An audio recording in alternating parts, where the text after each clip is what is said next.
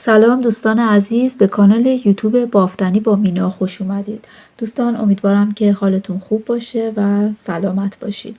این هفته براتون این پاپوش ها رو که مدل کتونی هست رو براتون آماده کردم که بدون درز هست، با 2 میل بافته میشه و با میل شماره 3 بافتم. برای سایز 37 38 و 39 مناسب هستش. از 2 رنگ تشکیل شده و بسیار بافت ساده‌ای داره. کلا بافتش رکن هستش دوستان که همه رو براتون در ویدیو توضیح دادم. امیدوارم که از بافت این پاپوش خوشتون بیاد و شما هم ببافید دوستان. اگر خوشتون اومد عضو کانال بشید. اگر آماده هستید بافت این پاپوش رو با هم شروع میکنیم. برای بافت این پاپوش زنانه من از 2 تا کلاف میخوام استفاده بکنم. البته نخ خیلی کمی استفاده میشه دوستان. اینها 100 گرمی هستش. مارکش هم کارتوپو فلورا هستش که این مناسب، این کلاف ها مناسب هستش برای بافت پاپوش. پاپوشی که میخوام براتون توضیح بدم دوستان این مدلی هستش، مدل کفش میمونه، کتونی به این صورت هستش و هیچ جای این دوخت هم نداره. ببینید دوستان از این قسمت شروع میشه، دور تا دور رو باید سر بندازیم. 96 تا دونه کافی هستش. اگر با این نخ ببافید برای سایز 37 38 و حتی 39 کافی هستش. خب من الان 96 تا دونه سر انداختم با نخ قرمز. این 96 تا دونه رو باید 4 تا بافت رکن داشته باشیم ببافیم. ببینید این قسمت هستیم الان. ببینید 1 2 3 4 تا باید بافت رکن داشته باشیم که الان بافت رکنم یعنی همه دونه ها رو باید از زیر ببافیم. میلمون هم میل شماره 3 هست دوستان. الان کل دونه ها رو باید از زیر ببافیم. دونه اول رو در میارم، بقیه دونه ها از زیر بافته میشه. رج بعد هم همینطور. کلا بافت رکن رو من از زیر میبافم. من الان این رو میبافم دوستان که 4 تا بافت رکن تشکیل بشه. خب الان ببینید 4 تا بافت رکن داریم این سمت. یعنی من ببینید 7 تا رج بافتم. یک رج هم همون رجیه که سر انداختم میشه 8 تا.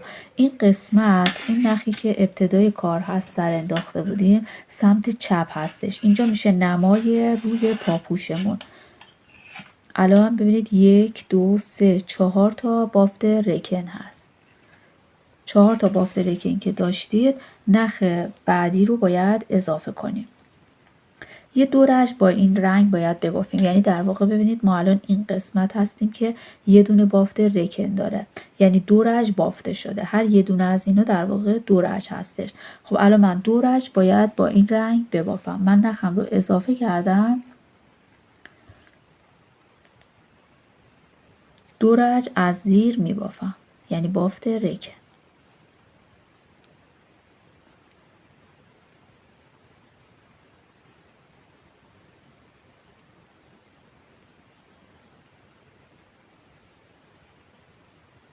به همین صورت این رج رو تا انتها میبافم. رج بعد رو هم از زیر میبافم تا برسم به این نخا.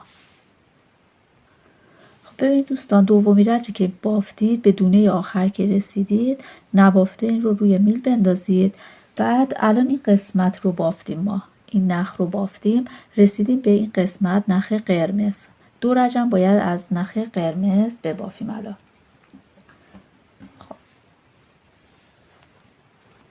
خب نخ قرمزم اینجا هستش. 2 رج با نخ قرمز بافت رکن رو میبافم.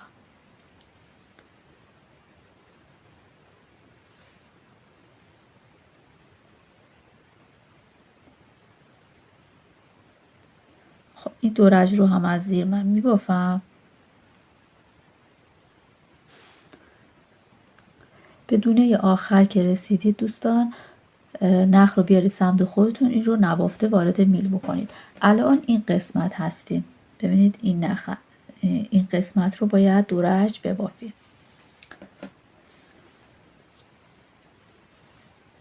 خب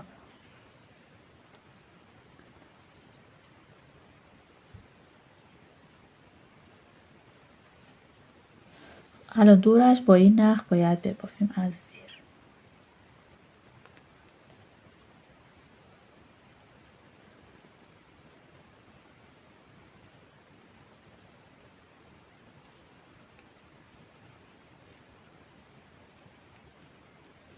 این دورش رو میبافم. خب اون دورش رو بافتم دوستان. الان ببینید این قسمت ها بافته شده. این قسمت ها رو بافتیم، این قسمت و این رنگ رو هم بافتیم. الان میخوایم این قسمت وسط رو شروع بکنیم ببافیم. ما 96 تا دونه سر انداخته بودیم. 14 تا دونه این قسمت وسط، این قسمت 14 تا دونه هست دوستان. حالا کسایی که برای سایزهای بزرگتر میبافن، مثلا برای 41 اینا میبافن، 14 تا دونه اونا هم سوا بکنن، ولی مثلا 100 تا دونه ممکنه سر انداخته باشن. بعد اون 100 تا رو باید 14 تا رو کم بکنن، بعد هر چی که میمونه تقسیم بر 2 بکنن، یعنی یه قسمت این بر یه قسمت هم این سمت. الان برای ما 96 تا دونه هستش. 14 تا دونه برای وسط میخوایم. 14 تا دونه رو کم میکنیم میشه 82 تا دونه. این 82 تا دونه رو تقسیم بر 2 میکنیم. 41 دونه این سمت باید باشه. این 14 تا هم وسط، 41 دونه هم این سمت باشه. الان این نخم رو من اینجا دیگه قیچی زدم، چون که دیگه نمیخوام اینجا بافت انجام بدم، فقط میخوام این قسمت وسط رو الان ببافیم. 41 دونه رو نبافته من وارد یه میله دیگه میکنم. الان دیگه از این میلای کوتاه استفاده میکنم. 2 تا 3 4 5 6 7 8 9 10 11 41 دونه رو به این صورت میشمارم داخل این میل میندازم. خب 41 دونه رو داخل این میل انداختم. این 14 تا دونه وسط رو الان با رنگ قرمز باید ببافیم. 41 هم این توی این میله هست.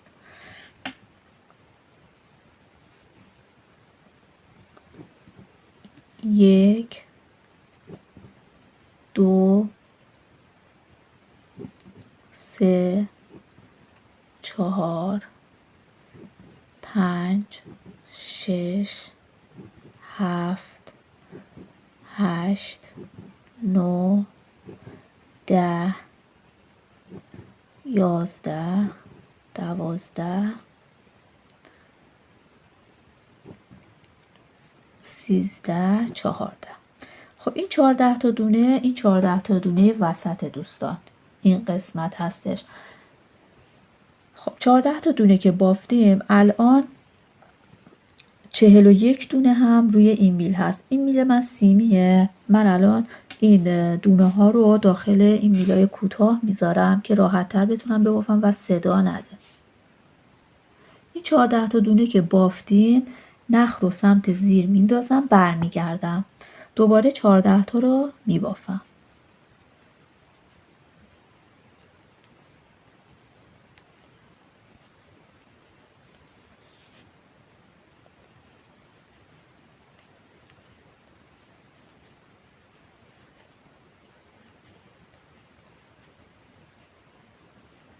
خب 14 تا بافته شد.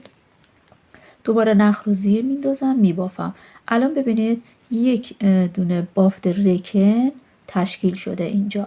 از این قسمت به بعد باید کم کردن ها رو انجام بدیم تا بافتمون به این شکل در بیاد. این رو یک گره بزنید اینجا.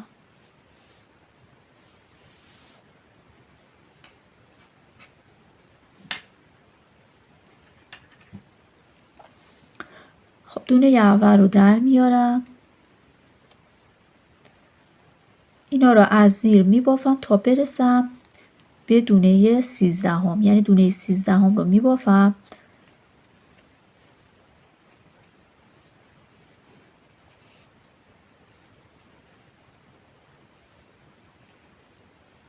خب حالا به دونه آخر یعنی دونه 14 رسیدیم.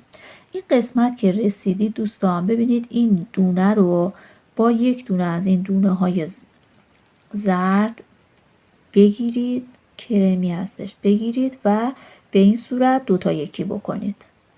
الان یک دونه از دونه های این سمت کم شد. بعد نخ رو دوباره سمت زیر بندازید، دونه اول رو در بیارید، دوباره بافتتون رو ببافید تا به دونه یکی مونده به آخر برسید. دونه 14می رو که رسیدید دوباره همین کار رو باید این سمت هم انجام بدید. خب الان رسیدیم به دونه 14می. دوباره این دونه رو با این دونه با هم بگیرید، از زیر یکی بکنید و بعد نخ رو زیر بندازید و برگردید. این رچ های رفت و برگشت به همین صورت هستش، باید انجام بدید. دونه اول رو در آوردم، دوباره بافتم رو میبافم. این 14 تا دونه ثابت هستش، از سمت چپ و راست هر دفعه یک دونه کم میشه. خب دوباره رسیدیم به دونه آخر. این رو با یک دونه از این دونه ها میگیرم، از زیر دوتا یکی میکنم، نخ رو میندازم سمت زیر و تکرار میکنم این کار رو.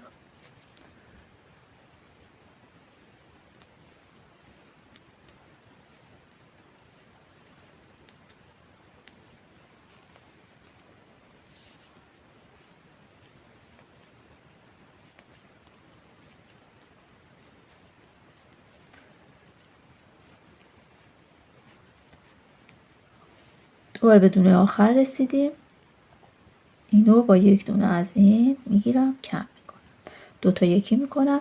به همین ترتیب دوستان این کار رو ادامه میدیم، کم کردنمون رو تا دونه ها که توی این میل هست 20 تا دونه این سمت بمونه، 20 تا دونه هم این سمت بمونه که بعد براتون توضیح میدم. ببینید تا این قسمت رو باید ببافیم، بعد دیگه از اینجا اینو من بکشمش بیرون. ببینید به این مرحله میرسیم که براتون توضیح میدم که این زبونه چطوری بافته میشه. خب الان پس کم کردن ها رو به همین صورتی که براتون توضیح دادم ادامه میدیم. 20 تا دونه این سمت و 20 تا دونه این سمت روی میل بمونه. الان این قسمت ها رو همونطوری که براتون توضیح دادم کم کردن ها رو انجام دادم. بعد این قسمت 20 تا دونه مونده، این قسمت هم 20 تا دونه. به این مرحله که رسیدیم باید الان این قسمت رو ببافیم دوستان. ببینید این قسمت رو باید شروع بکنیم به بافتن با این رنگ. الان این 14 تا دونه رو فقط میبافیم. ببینید این نخ قرمز رو اینجا نچینید دوستان، اینو لابلای این نخ بیارید جلو، چون که بعد میخوایم این قسمت رو ببافیم دیگه گره نزنیم. ببینید این رو همینطوری هر یکی 2 تا دونه که بافتید این نخ قرمز رو به سمت جلو هدایتش کنید به این صورت.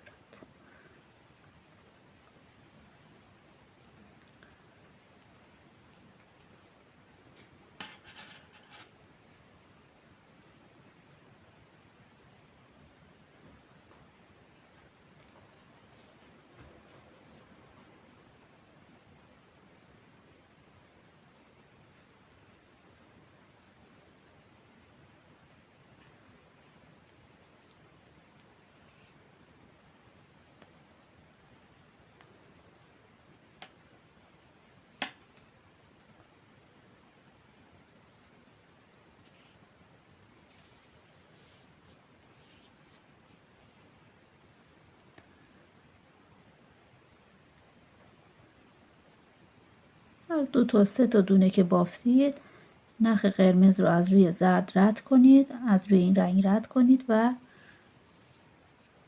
به این صورت. ببینید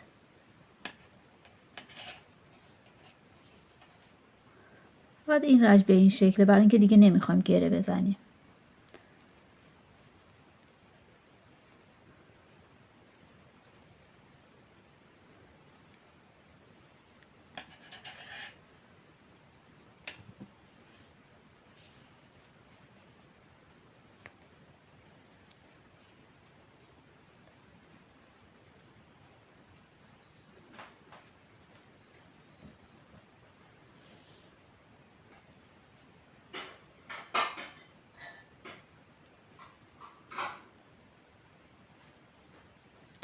این دونه آخر رو هم میبافیم. خب ببینید الان دوستان این 14 تا دونه باید به صورت بافت رکن بافته بشه. 1 2 3 4 5 6 7 8 9 10 11 12 13 14 15 تا بافت رکن که ببافیم کافی هستش. ببینید رج بعد الان ببینید نخ قرمزمون رو به این صورت رد کردیم، این سمت آوردیم. اینو بذارید اینجا باشه. دونه اول رو اینجا در میاریم، نخ رو میندازیم سمت زیر و 14 تا دونه رو از زیر میبافیم. رج بعد هم به همین صورت میبافیم تا 15 تا بافت رکن داشته باشیم.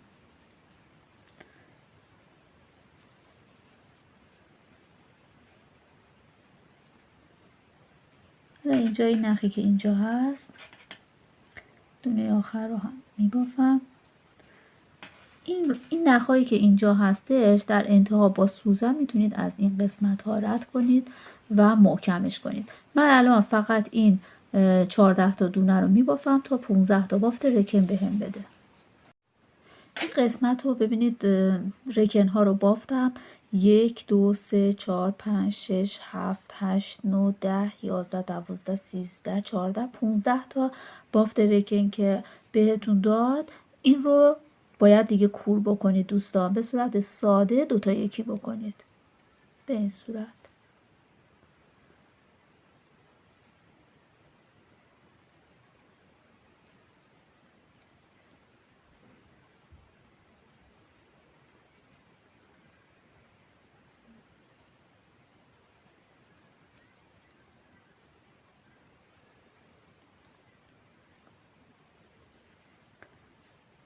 دیگه اینو 2 تا 1 میکنیم و این قسمت به پایان میرسه. برای حاشیه دورش اونو در انتها براتون توضیح میدم که چطور باید با نخ قرمز براش حاشیه درست کنید. خب این 2 تا 1 ها رو انجام میدم.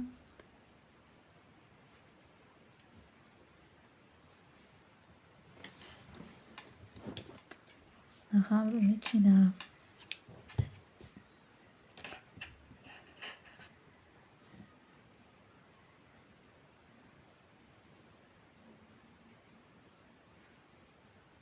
در انتها اینو با سوزن از این قسمت ها رد بکنید. ببینید الان پشت کار ما به چه شکلی در اومده. این قسمت من اون نخ زردی که مونده بود رو از این قسمت ها رد کردم و چیدم. خب الان گفته بودم که نخ قرمز رو بیارید این سمت. ببینید الان این سمت هستش و نیازی نیست که دیگه نخ اضافه بکنیم. الان این قسمت رو باید بافت رکن ببافیم دوستان. این 20 دونه در واقع این قسمت هستش. ببینید این قسمت هست. باید این رو به این اندازه، یعنی ببینید 1 2 3 4 5 6 7 8 9 10 11 12 13 14 15 تا بافت رکن بهمون بده دوستان. این قسمت رو هم به همین شکل میبافیم. میتونیم از 1 میل دیگه هم استفاده بکنیم.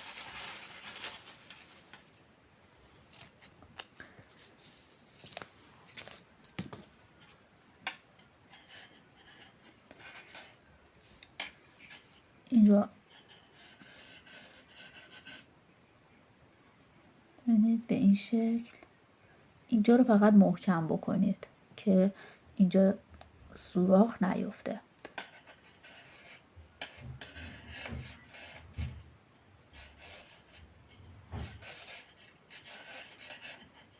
به همین صورت این 20 دونه رو اول میبافیم به شکل بافت رکن. 15 تا بافت رکن بهمون بده و کور میکنیم. کور کردنش هم مثل همین قسمتی که براتون اینجا رو توضیح دادم. این قسمت رو ببافید، کور بکنید و بعد اینجا باید نخ اضافه بکنیم و این قسمت رو هم دقیقا مثل همین قسمت ببافیم. من الان این قسمت رو میبافم. این قسمت رو بافتم 15 تا بافت رکن.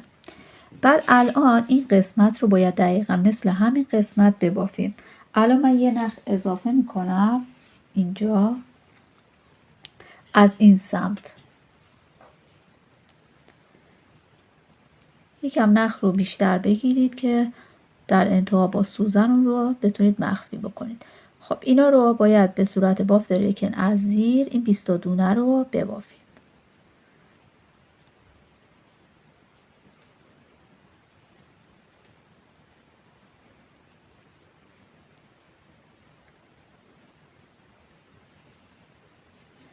به همین صورت کل دونه ها رو هر رج از زیر میبافیم.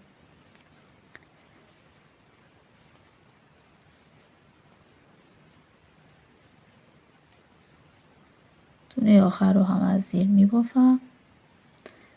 بعد رج بعد دونه اول رو در میارم، نخ رو بندازید اون سمت که این قسمت به صورت گندمی بالا بره. به همین صورت دوستان این رج ها رو ببافید. 15 تا بافت رکن که بهتون داد کور بکنید.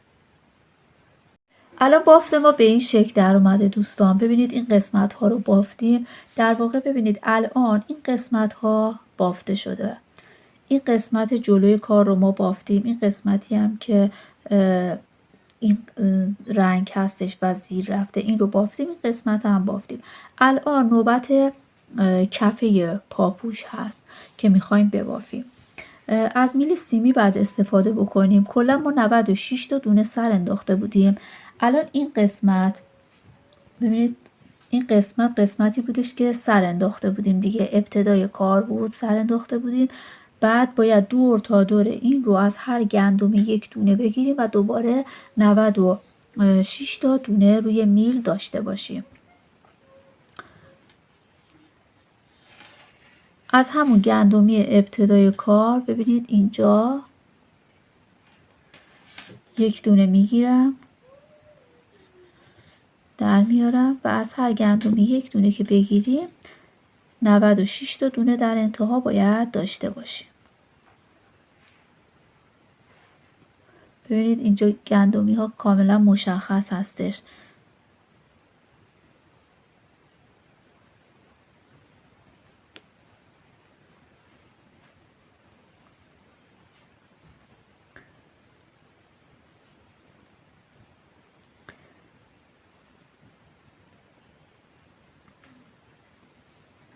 به همین ترتیب من 96 تا دونه از هر گندمی میگیرم به این صورت.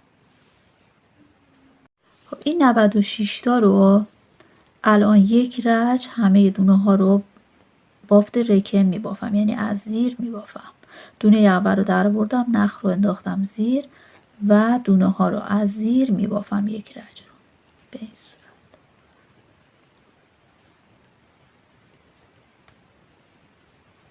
من این رج رو میبافم. بعد از اینکه یک رج رو بافتم ببینید 96 تا دونه این قسمت گفته بودیم 14 تاست دیگه. این قسمت هم 14 تا باید جدا بکنیم. این 14 تا دونه وسط 41 دونه این سمت باید باشه، 41 دونه این سمت. اول من میام این 41 دونه رو میبافم.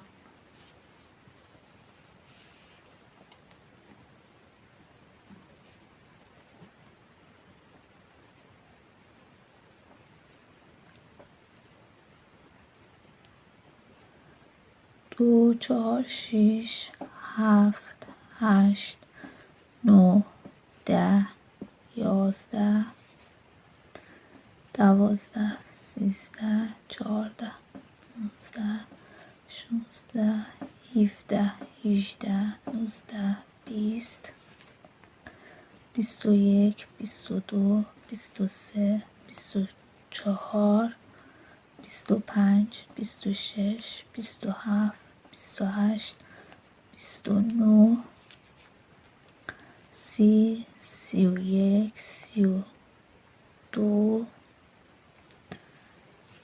32، 33، 34، 35، 36، 37، 38، 39، 40، 41. این 41 دونه این سمت.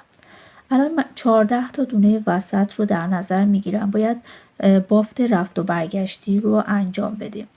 الان ببینید 1، 2، 3، 4، 5، 6، 7 8 9 10 11 12 13 14. این 14 تا دونه وسط رو بافتم. الان 41 دونه این سمت هست. برمیگردیم دوستان، نخ رو زیر بندازید. این 14 تا رو دوباره از زیر میبافم. 2 3 4 5 6 7 8 9 10 11 12 13 14. خب این 14 تا ببینید الان یه فاصله این قسمت و این قسمت به وجود اومده. نخ رو بندازید زیر و از این قسمت دیگه کم کردن رو باید شروع بکنیم. دونه اول رو در میارم. 13 تا دونه رو ببافید دوستان. ببینید 1 2 3 4 5 6 7 8 9 10 11 12 13. به دونه 14می که رسیدید ببینید اینجا یه فاصله هستش. دونه 14می رو با یک دونه از دونه های این سمت بگیرید و دوتا یکی کنید. الان یک دونه از این قسمت کم شد. نخ رو زیر بندازید. دوباره 13 تا رو کامل ببافید. 2 3 4 5 6 7 8 9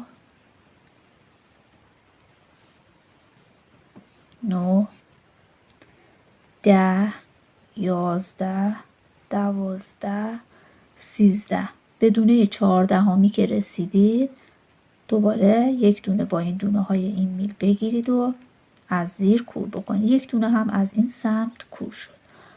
به همین ترتیب دوستان دوباره دونه اول رو در بیارید. 13 تا دونه ببافید.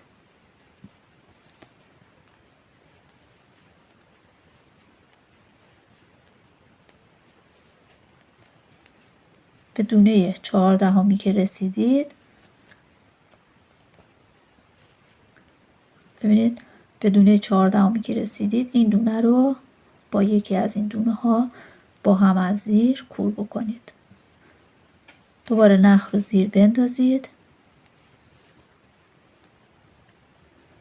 و این کار رو همینطور تکرار کنید. 13 تا دونه کامل ببافید. تو هر رج یک دونه از این سمت یک دونه از اون سمت کم میشه دوستان. باید این کار رو انجام بدید. دوباره رسیدم به دونه 14. با یک دونه از این میگیرم میبافم. نخ رو میندازم زیر. دیگه تکرار هست دوستان. این کار رو انجام میدید تا فقط 2 تا دونه این قسمت بمونه. 2 تا دونه هم این قسمت. به همین ترتیب کارتون رو باید انجام بدید تا دونه هاتون حذف بشه. فقط 2 تا دونه سمت چپ بمونه، 2 تا دونه سمت راست و 14 تا دونه وسط. ببینید الان رسیدم به این دونه. اینو با این میگیرم کور میکنم. دوباره برمیگردم. این 14 تا دونه ثابته. پس این کارا رو انجام بدید تا 2 تا دونه سمت چپ 2 تا دونه سمت راست باقی بمونه. الان ببینید کور کردن ها رو انجام دادم. به این شکل در اومده. 2 تا دونه روی این میل هست. ببینید 2 تا دونه روی این میل هست. اینم 14 تا دونهمون. 2 تا هم دونه روی این میل هستش. حالا باید این قسمت رو ببافیم دوستان. قسمت پشت فقط مونده که وصل کنیم و ببافیم. خب بعد از اینکه این 2 تا دونه موند ببینید نخ رو میندازم اون سمت. آخرین باری که 2 تا دونه کور کردم اینجا بودش. الان نخ رو میندازم اون سمت و دونه اول رو در میارم. به این صورت دونه اول رو در میارم. اینا رو میبافم تا برسم به دونه 14.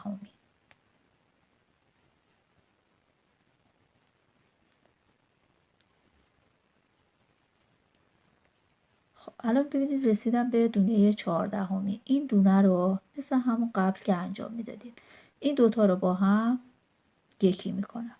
الان یک دونه اینجا مونده.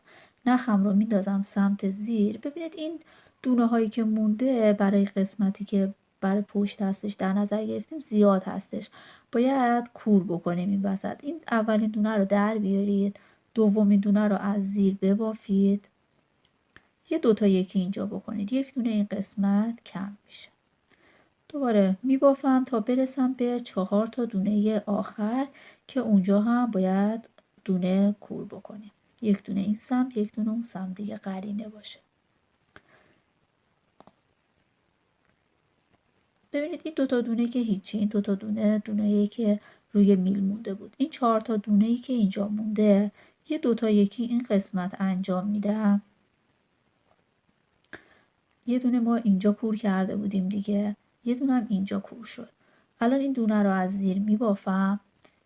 این دونه آخر رو با یکی از دونه های این با هم میگیرم و کور میکنم. الان این قسمت هم ببینید یک دونه مونده، این قسمت هم یک دونه.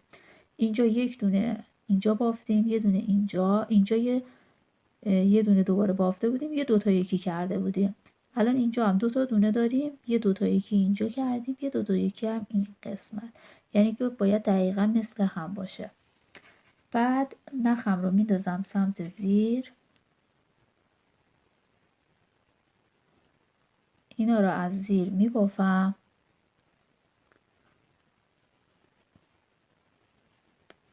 تا برسم به دونه آخر.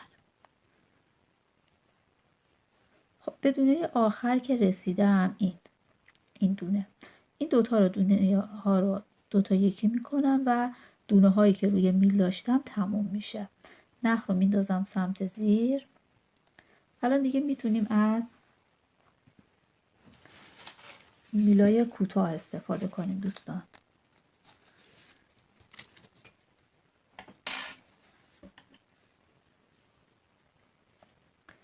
خب دونه اول رو در میارم.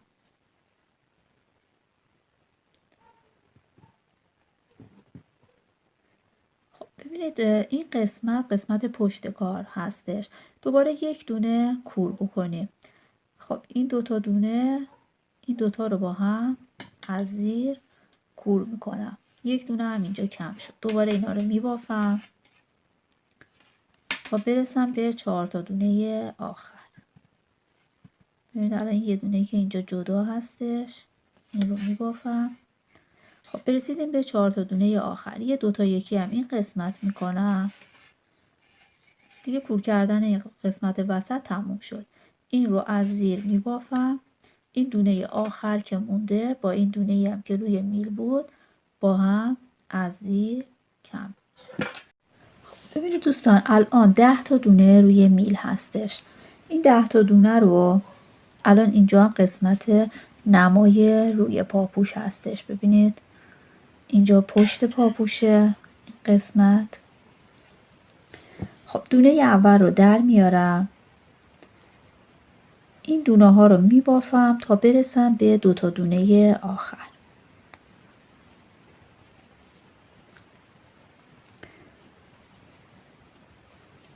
به 2 تا دونه آخر که رسیدید، ببینید به این 2 تا دونه آخر که رسیدید یه دوتا یکی بکنید این قسمت رو. الان دونه های ما شد 9 تا دونه. خب الان باید از این قسمت این گندمی هایی که اینجا هست دونه بگیریم. ببینید از همین گندمی ابتدا این قسمت، ببینید این گندمی ها قشنگ مشخص هستش. ببینید اینا این قسمت ها. الان از همین گندمی ابتدا 2 تا پرش رو میگیرم و یک دونه اضافه میکنم. الان دوباره دونه های من شد 10 تا. خب نخ رو میندازم سمت زیر و بافتم رو ادامه میدم. دونه اول رو در میارم. دوباره میبافم تا برسم به 2 تا دونه آخر.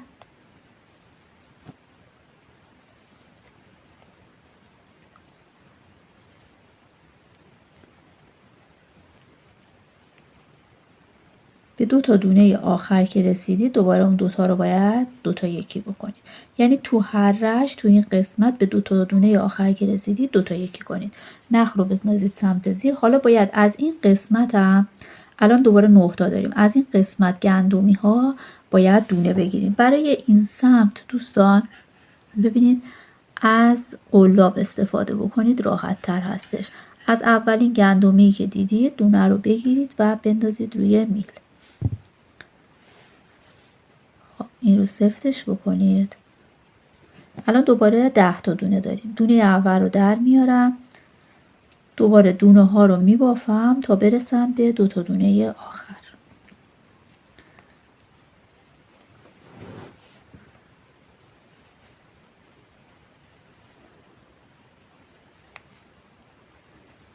به 2 تا دونه آخر که رسیدید دوباره 2 تا یکی کنید. خب 2 تا یکی میکنم. بعد دوباره یک دونه از این قسمت دوباره گندمی این قسمت ببینید اولین گندمی که میبینیم میگیرم و یک دونه اضافه میکنم. دوباره دونه هام شد 10 تا. نخ رو میندازم سمت زیر. دونه اول رو در میارم. این دونه ها رو میبافم.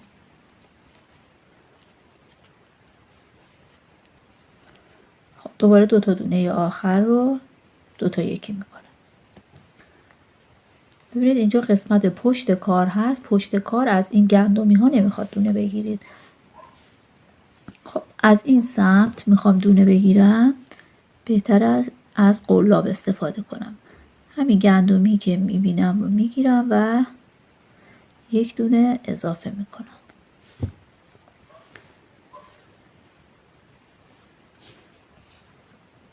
در واقع این 10 تا دونه تا انتها ثابت هستش.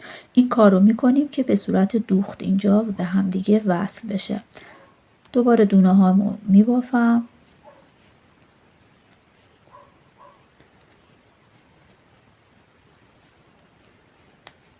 دو تا دونه آخر رسیدم. از زیر 2 تا یکی میکنم. دوباره رسیدم به گندمی.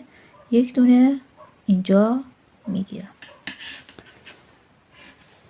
نخ رو میندازم سمت زیر.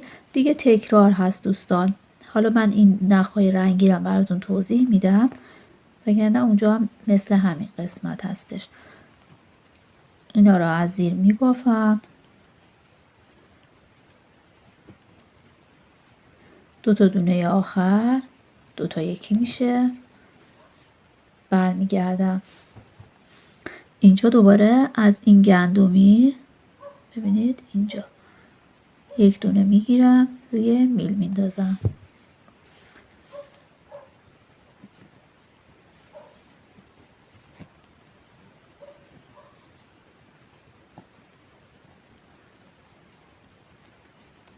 اینا رو میبافم تا به 2 تا دونه آخر دوباره برسم.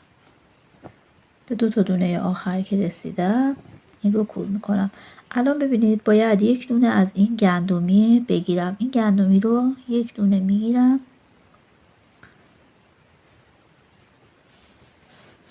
نخم رو زیر میندازم.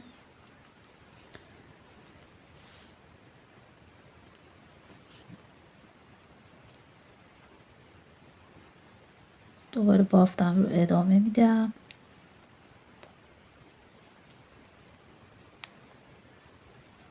دو تا دونه آخر رو کور میکنم.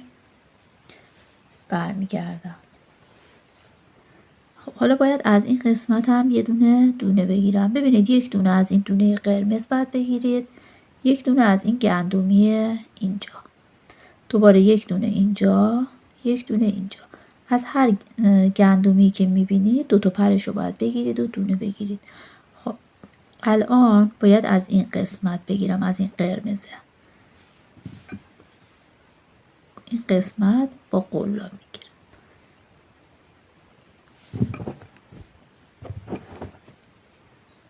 خب این رو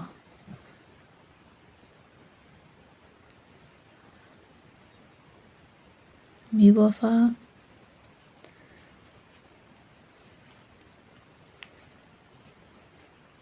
تا دونه آخر برسم. بعد الان یک دونه از این گندمی، اینجا الان رسیدم به این گندمی این رنگی. ببینید 2 تا پرش رو بگیرید،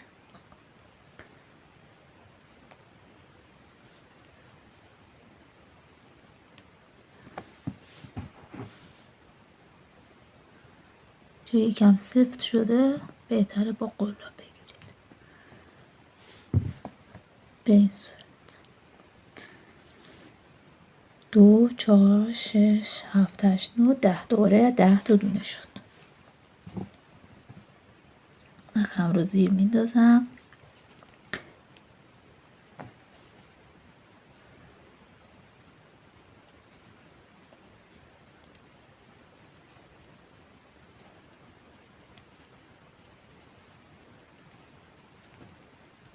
تا دونه آخر رو کور میکنم. دوباره این قسمت الان رسیدم به این گندمی اینجا. یک دونه میگیرم روی میل میندازم. ببینید دوستان به همین صورت باید این کارا رو انجام بدید تا این قسمت ببینید داره بالا میاد، به هم دیگه متصل بشه و تا گندمی آخر به هم دیگه وصل بشه. به این شکل در میاد. ببینید به این شکل در میاد و بعد این حاشیه ها رو و این بندی که برای این در نظر گرفتم رو براتون توضیح میدم. قسمت رو که براتون توضیح دادم رو بافتم، بعد به انتها که رسید اون 10 تا دونه رو کور کردم و نخهای اضافی رو هم از لای این درز هایی که به وجود اومده ببینید مخفی کردم. الان میخوایم حاشیه این قسمت ها رو ببافیم. این قسمت رو با نخ قرمز حاشیه‌اش رو درست میکنیم. از همین ابتدای کار ببینید از همین قسمت میتونید یک دونه در بیارید، یک دونه زنجیره بزنید و اون رو سفت بکنید و بعد از هر گندمی که دیدید یه پای کوتاه بزنید به این صورت. یه پای کوتاه بزنید. بعد گاهی مثلا هر چند تا که زدید یه دونه زنجیره بزنید که جمع وای نسته به این صورت.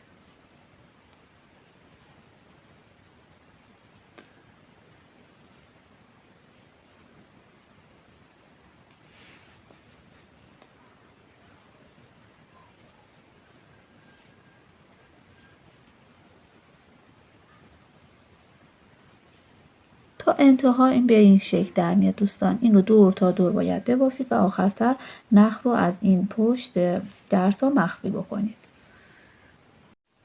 خب این قسمت رو ببینید به این شکل در اومد. نخهای اضافی رو هم از این قسمت ها رد کردم. الان این قسمت ها رو باید حاشیه‌اش رو ببافیم. ببینید من اینا رو به این صورت بافتم که بتونیم این بندی که میبافیم رو از این قسمت ها رد بکنیم. 1 2 3 4 5 تا این قسمت و 5 تا هم این قسمت هستش. از همین ابتدای کار نخ این رنگمون رو وصل میکنیم. ببینید یک دونه زنجیره میزنم و این رو محکمش میکنم. بعد از توی گندمی ها از همون ابتدا 2 تا پای کوتاه میزنم. این 1 و این 2. اینجا اولین به اصطلاح جا دکمه‌ای که برای بستن بند هستش رو میبافیم. 1 2 3 تا زنجیره میزنیم. 2 3 و از همون سوراخی که پای کوتاه قبلی رو زده بودیم اون رو رد میکنیم. این اولی و این رو سفتش میکنیم. ببینید به این شکل در میاد و بعد از گندمی های بعدی دوباره 1 2 تا پای کوتاه میزنم. بعد سومی رو که زدم 1 2 3 تا زنجیره میزنم. دوباره تو همین قسمت به این صورت 1 2 سومی رو که زدید 3 تا زنجیره میزنم، 1 2 3. از همون سوراخی که زده بودم قلابم رو رد میکنم. الان 1 2 3 تا شده این قسمت. 1 2 3. 3 تا زنجیره میزنم، 2 تا 3 تا، دوباره از همینجا وارد میکنم، در میارم. بعد دوباره 1 2 3. 1 2 3. الان 1 2 3 4. اینم پنجمی. ببینید به این صورت در اومده. بقیه قسمت ها مثل همین قسمت باید ببافیم.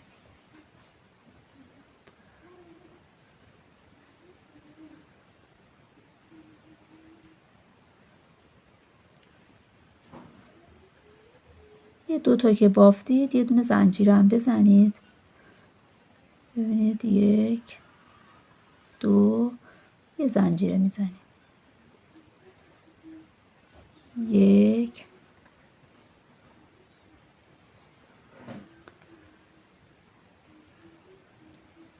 2. یه زنجیره، 1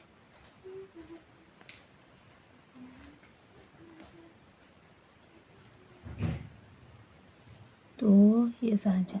ببینید به این صورت در میاد بافتمون.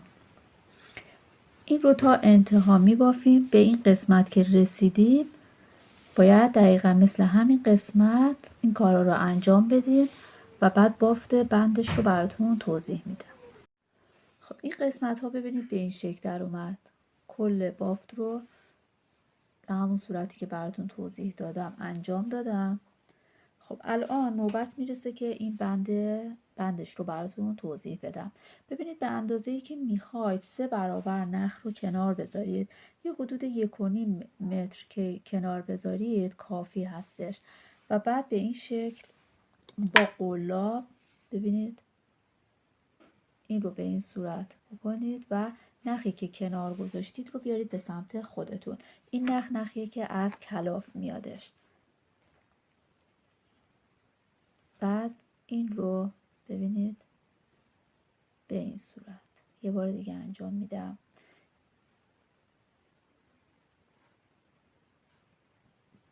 با دستتون هم میتونید این کار رو انجام بدید. به این صورت بکنید و با اون نخی که از کلاف اومده این رو 2 تا یکی بکنید.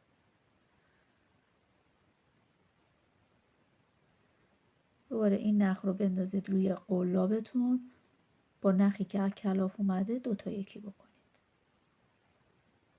تا انتها به همین شکل است.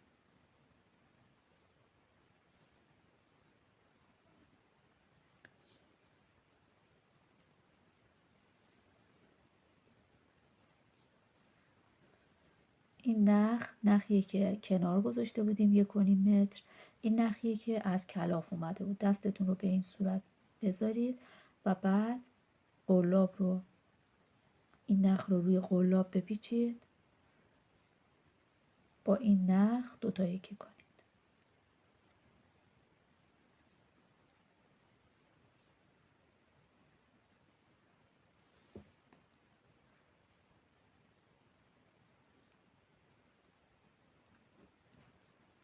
بعد این کار رو انجام بدید تا نخی که کنار گذاشتید سمت خودتون هست تموم بشه.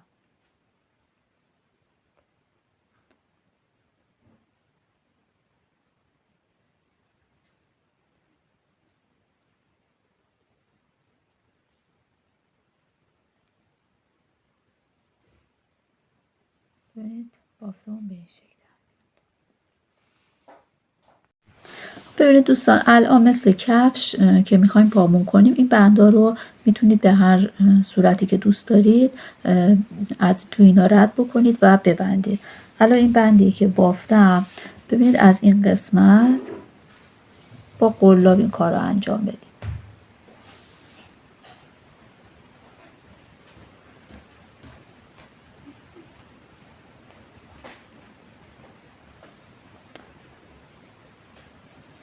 این صورت اینو در بیارید.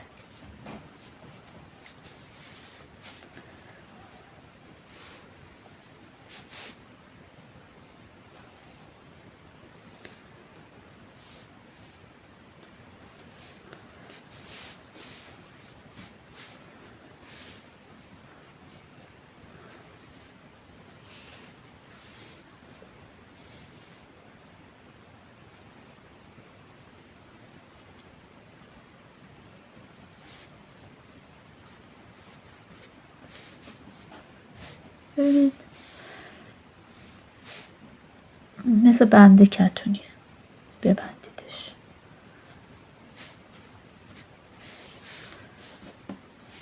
حالا هر روشی هم که میتونید این کار رو میتونید انجام بدید. تا انتها این کار رو انجام بدید و دیگه بافت ما به انتها میرسه. دوستان پاپوش‌های ما به انتها رسید. من بندها رو هم به همین صورت بستم. بافت ما به این شکل در اومده. امیدوارم که شما از بافت این پاپوش خوشتون اومده باشه و شما هم ببافید و لذت ببرید. دوستان اگر خوشتون اومد عضو کانال بشید و کانال من رو با لایک و کامنت همراهی بکنید، حمایت بکنید. ممنون از همه شما دوستان. امیدوارم که همیشه شاد و سلامت باشید. خدا نگهدار.